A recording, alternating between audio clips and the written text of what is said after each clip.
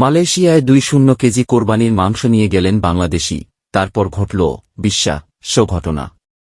Malaysian পাম অয়েলের দাম কমেছে। বিস্তারিত জানতে ভিডিওটির শেষ পর্যন্ত দেখুন। পরিবারের সদস্যদের নিয়ে একসাথে রান্না করে খাওয়ার ইচ্ছে থেকেই এক বাংলাদেশি মালয়েশিয়ায় 20 কেজি গরুর মাংস নিয়ে গিয়েছিলেন। তবে তার সেই ইচ্ছে শেষ পর্যন্ত পূরণ হয়নি। বিমানবন্দরেই তার সেই ইচ্ছার যবনিকাপাত হয়েছে। মালয়েশিয়ার বিমানবন্দর কর্তৃপক্ষ সেই মাংস জব্দ করেছে।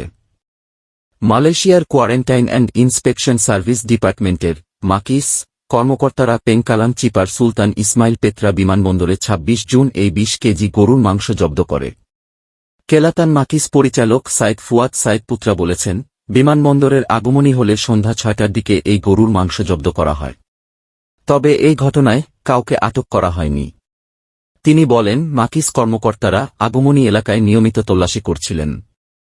সেখানেই তারা এক যাত্রীর কাছ থেকে খবর পান যে এক ব্যক্তি গরুর মাংস বহন করছে।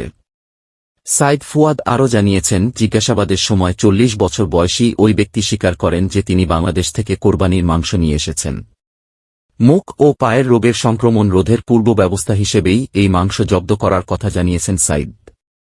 মালয়েশিয়ার আইনে মাকিম মেখেস পারমিট ছাড়া কোনো ধরনের কৃষিজাত পণ্য বহন করা দণ্ডনীয় অপরাধ। মালয়েশিয়ান পাম অয়েলের দাম কমেছে। ফিউচার মার্কেটে মালয়েশিয়ান পাম অয়েলের দাম কমেছে। গত এক মাসে সর্বনিম্নে নেমেছে ভোজ্য তেলটির দাম। মজুদ বৃদ্ধির প্রত্যাশা ও আন্তর্জাতিক বাজারে সয়াবিনের দামে নিম্নমুখিতা পাম অয়েলের দাম কমার পেছনে ভূমিকা রেখেছে। খবর বিজনেস রেকর্ডার।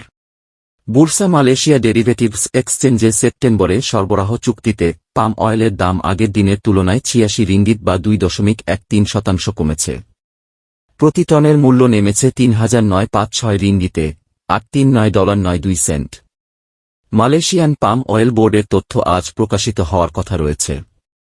এ বিষয়ে রয়টার্সের প্রযুক্তিগত বিশ্লেষক ওয়াং তাও জানান, পাম অয়েলের দাম টনপ্রতি 4,027 রিঙ্গিতের রেকর্ড ভাঙতে পারে। আগামী দিনগুলোয় ভোজ্য তেলটির দাম 3,951 থেকে 3,989 রিঙ্গিতের মধ্যে থাকতে পারে।